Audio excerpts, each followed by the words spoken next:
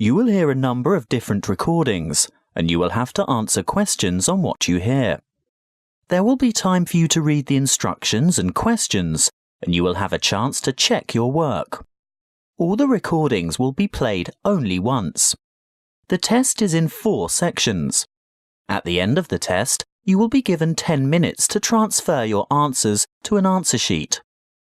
Now turn to Section 1. Section 1. You will hear a telephone conversation between a client who wants to rent short-term accommodation and a rental agent. First, you have some time to look at questions 1 to 5.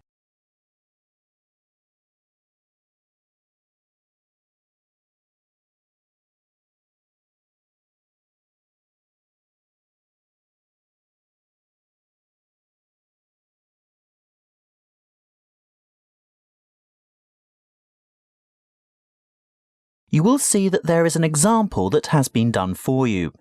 On this occasion only, the conversation relating to this will be played first. Good morning. Ace Accommodation. How can I help you? Good morning. I'd like to organise some short stay accommodation on the Gold Coast, please. Certainly. Who am I speaking to? Miss McKinley. Sylvia McKinley. Could you spell your family name for me, please? It's MACKINLAY.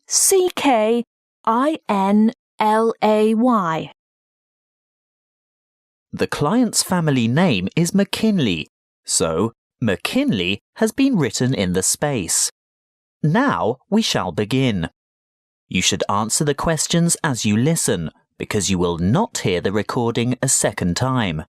Listen carefully and answer questions 1 to 5.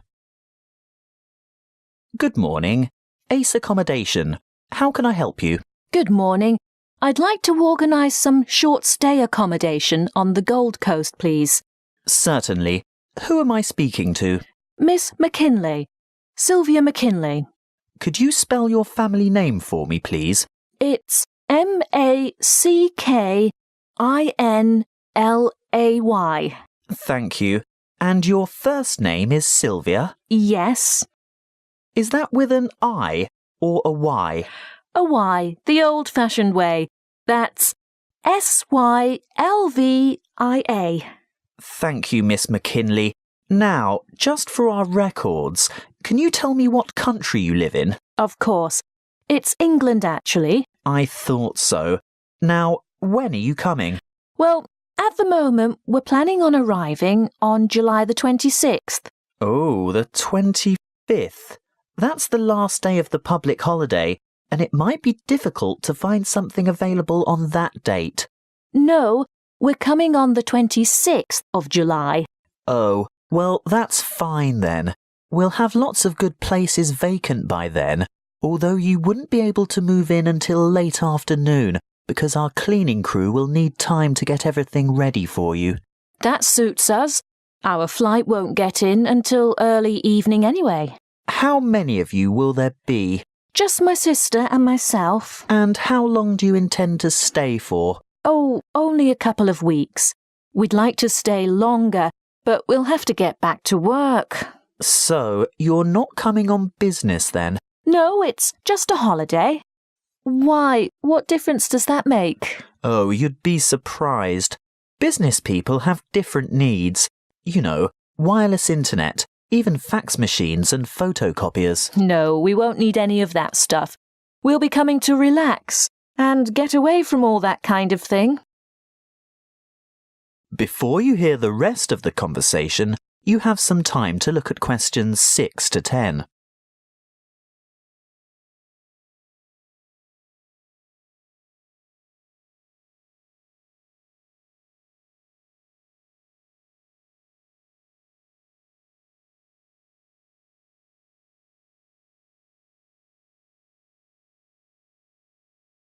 Now listen and answer questions 6 to 10. Good. Now, what exactly are you looking for? A house, a duplex, or an apartment? What's a duplex? Oh, that's what you might call a townhouse or a unit. You know, 2 houses semi-detached on the same property. Oh, I see. I think an apartment will suit us just fine. And how many bedrooms? 2. 1 or 2, it depends on the size. My sister and I don't mind sharing if it's a decent-sized bedroom with 2 beds. Well, that makes it easier. And car parking? Will you require a lock-up garage? They're a little harder to find with an apartment. We'll have a hire car, and as far as I know, there are no regulations concerning car parking. I think as long as it's not parked on the street and it's secure, there shouldn't be any problems. OK. Now, I'm assuming you want something by the beach. Yes, that's the idea. We want to enjoy the surf, sand and sunshine. OK, but before we settle on an area and discuss your price range, I'll need to know about other necessities. What do you mean? Well, for example, do you want to be close to a shopping mall or the casino or the fun parks? Or do you want to be in a complex with or near a swimming pool? No, none of that really matters to us. But we'd like to have reasonable access to the motorway so that we can drive up to Brisbane to visit friends there. Well, there are quite a few lovely small towns to choose from. There's Main Beach, which is north of Surfer's Paradise, or Mermaid Waters, which is a bit further south, or Palm Beach, which is quite a bit further south. Mermaid Waters sounds delightful. Is it close to the motorway? Well, not really. The M1 is actually closest to Palm Beach, and prices are likely to be more reasonable there too. That's settled then. Palm Beach it is. Now, if you'll just give me your email address, I can send you information about the town and lots of photos. Well, my email is smac13@hotmail.com.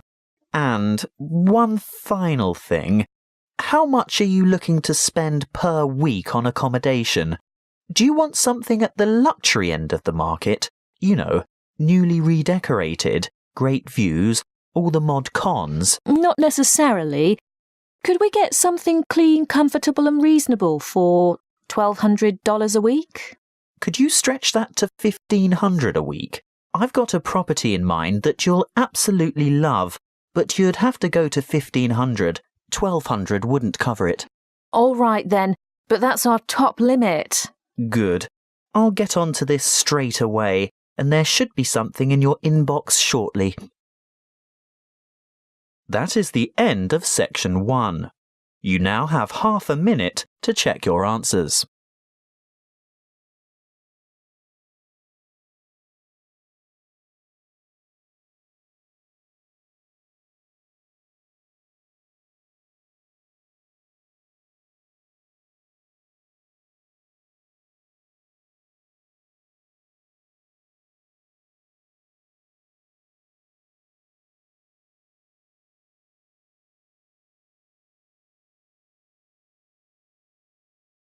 Now turn to Section 2. Section 2. You will hear a member of the Active Outdoor Club talking to a group of interested potential members. First, you have some time to look at questions 11 to 14.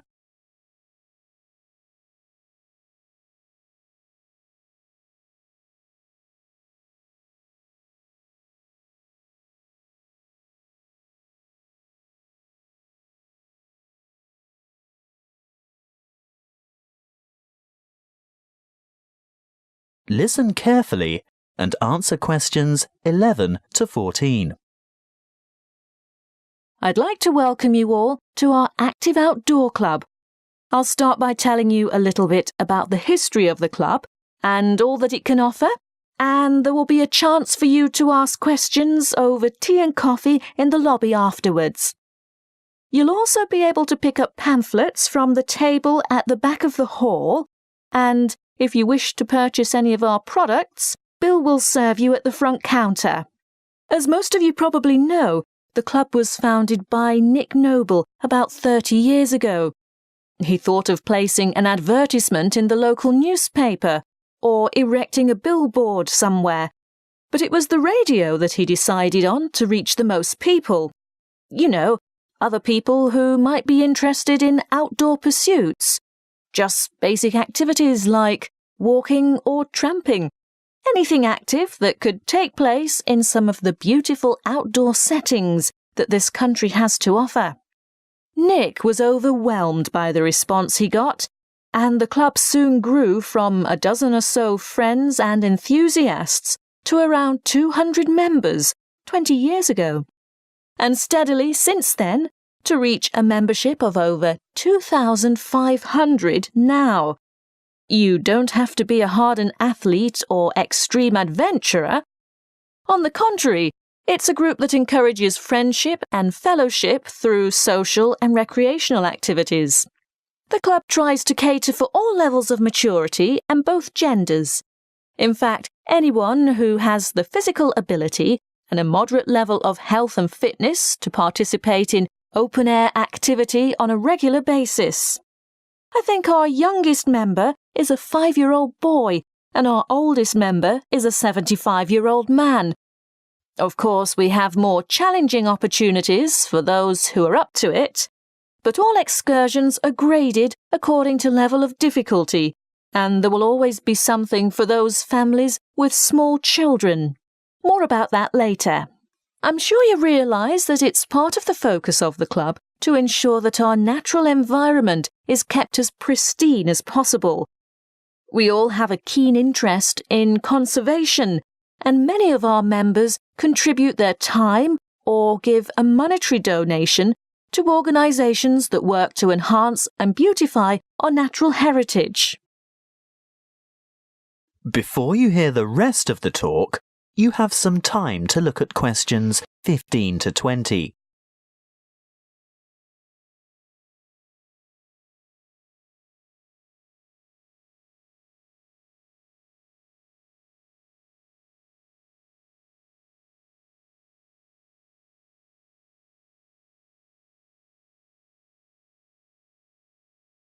Now listen and answer questions 15 to 20. OK, now going back to the grades of activity, first of all, tramping. This is very popular with singles and couples without children, but is certainly not restricted to those groups. Tramping is arranged for Tuesdays and Saturdays throughout the year. Most tramps are of a duration of 3 to 5 hours, depending on the weather and the terrain, and of course the time of year. You would need to check the newsletter or the website to find out place and time, and if you wish to participate, phone the coordinator who can give you more information. I'll move on now to walking, which is very popular with families, but open to everyone. And walks are arranged for every Thursday and every Sunday over the course of the entire year.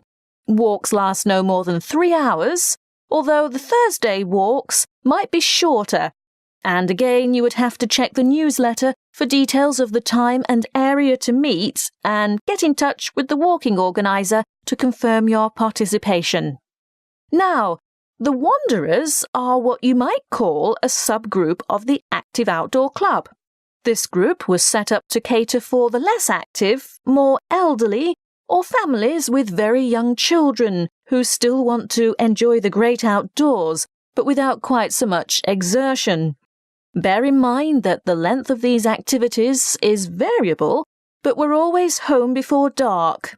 Any member of the club is welcome to join in their activities on a Sunday, which include visiting some of our more beautiful parks and botanical gardens, beach walks, picnics, and even boat trips to visit some of the small islands off the coast. Often guided tours can be arranged if there is enough interest. If you'd like to see what the Wanderers are up to, check the website and then phone the leader for more information. I'll bet you're all ready for that cup of tea now. But before I finish, I really must mention something that can be a lot of fun. A great opportunity to form new or strengthen existing friendships, and a chance to explore a part of the country that you may never have seen before. These are our mystery weekends. The committee puts a lot of time and effort into the organisation of these weekends away. not only for health and safety reasons, but also to ensure that everything runs smoothly and everyone has a good time. There will be a charge to cover travel and accommodation costs, but apart from that, it's an affordable and exciting weekend away from the city. For more information, call the chairman of the committee. You'll find his phone number in the newsletter. So, that's all I have to say at this point. Please enjoy the refreshments, chat with the others, and feel free to ask questions. All the committee members are wearing large red name badges, so they're easy to find. That is the end of section 2. You now have half a minute to check your answers.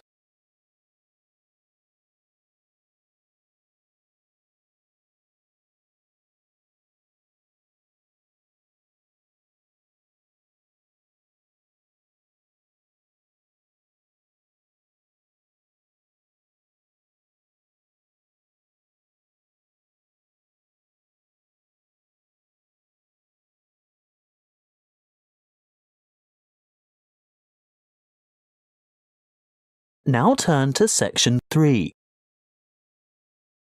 Section 3. You will hear a conversation between an academic advisor and a student asking for information about a particular subject that she wants to study. First, you have some time to look at questions 21 to 26.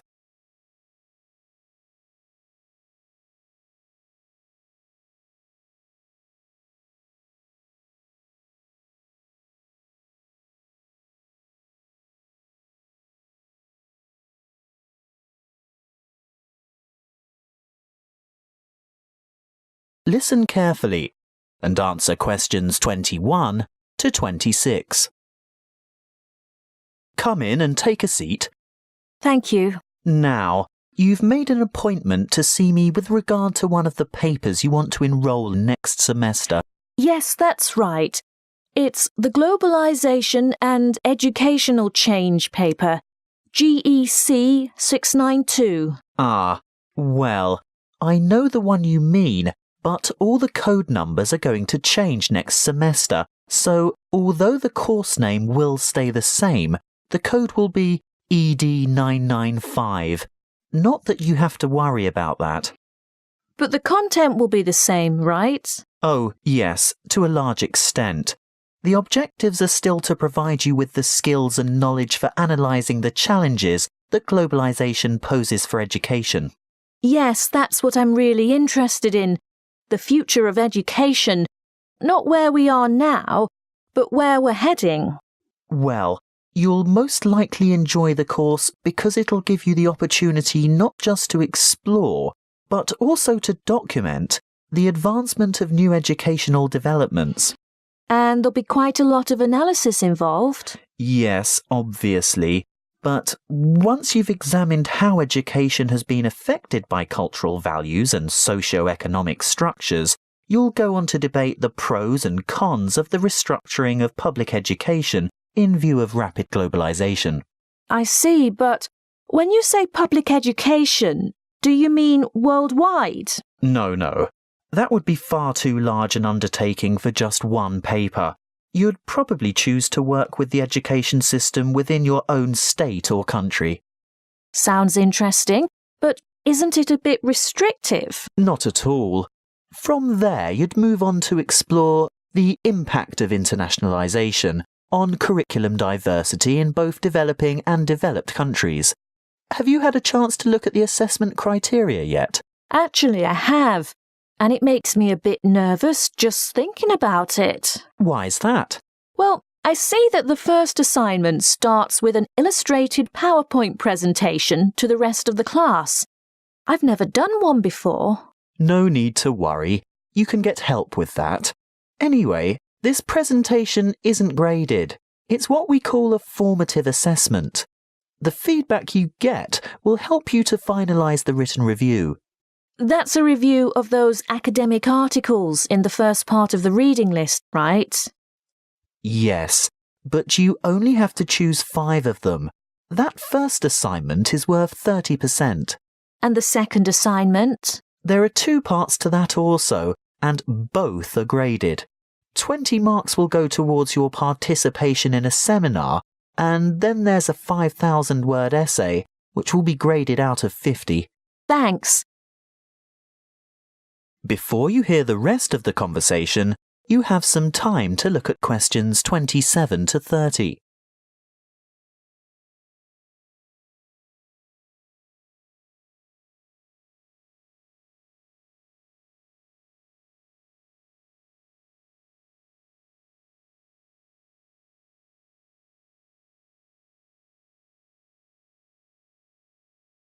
Now listen and answer questions 27 to 30.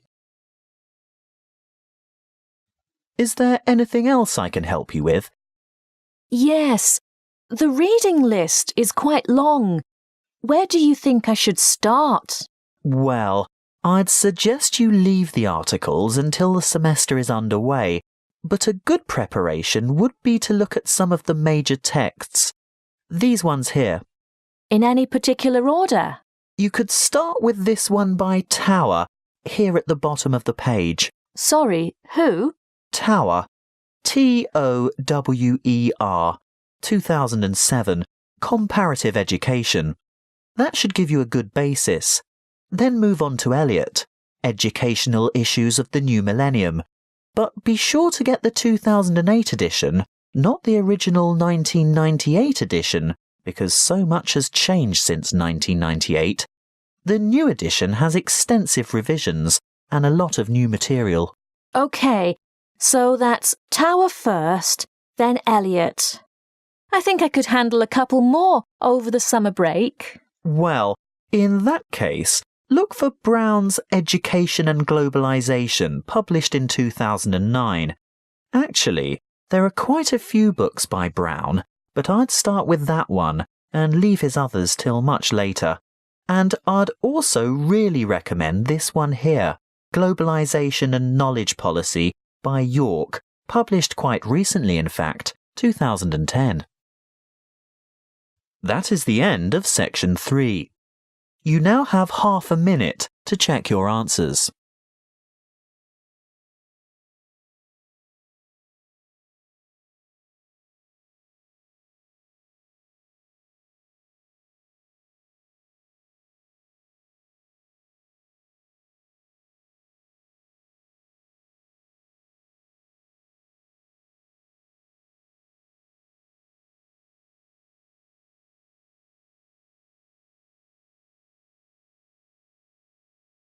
Now turn to section 4.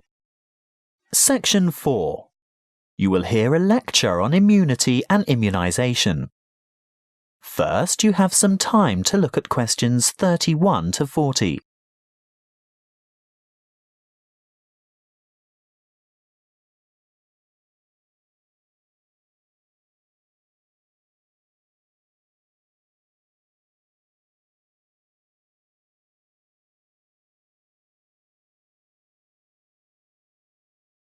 Listen carefully and answer questions 31 to 40. Good afternoon, and thank you for your warm welcome. This will be the first talk in a series of 5 on health interventions, protection and prevention. Could I start by asking for a show of hands? How many of you have had a flu vaccination at the beginning of winter? I thought so. You young ones always think you're indestructible.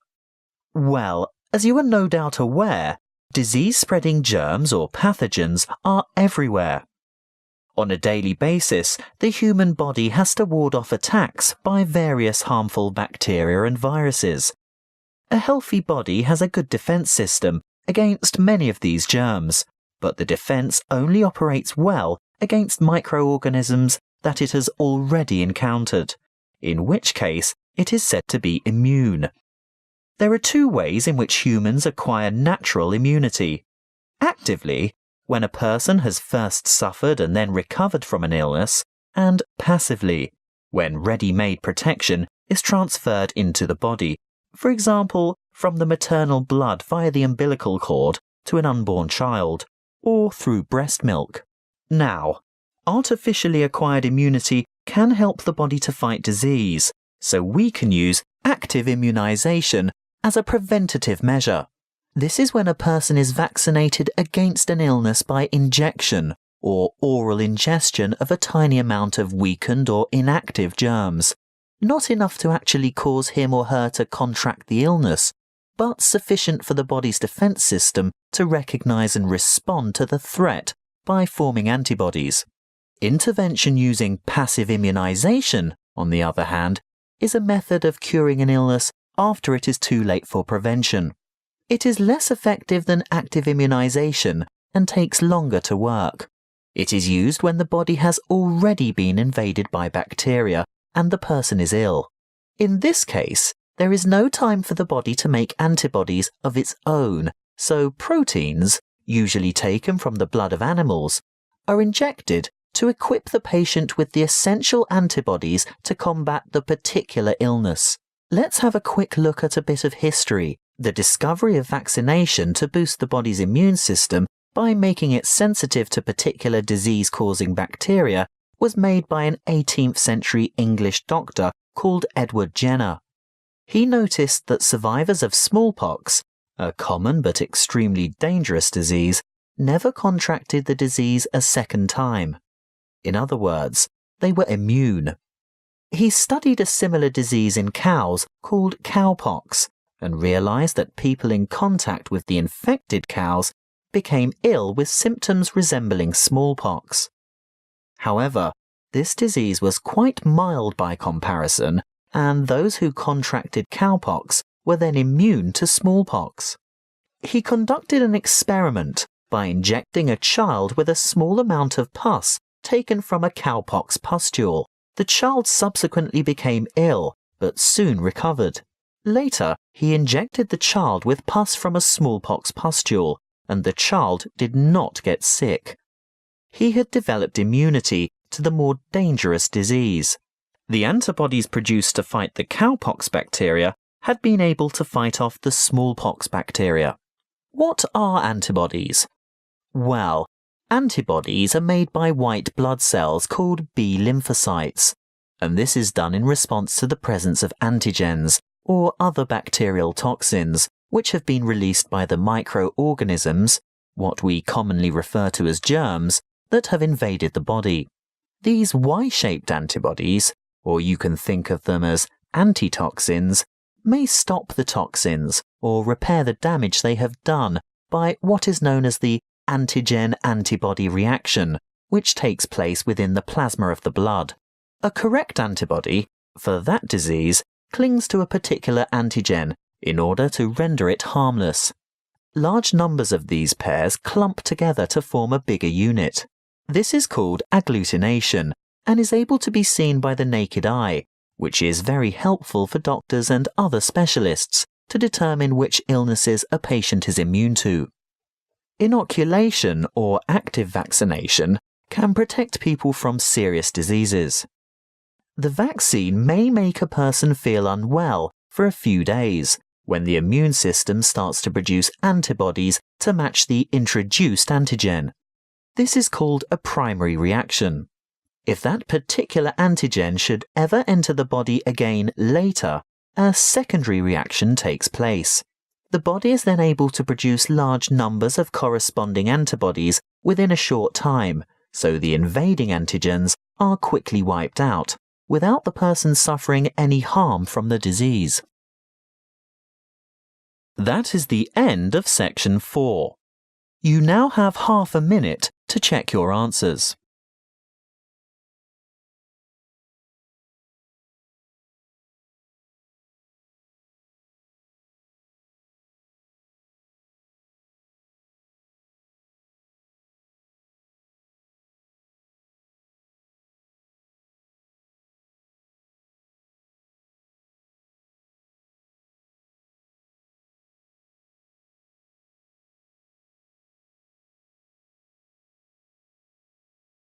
That is the end of the listening test. You now have 10 minutes to transfer your answers to the listening answer sheet.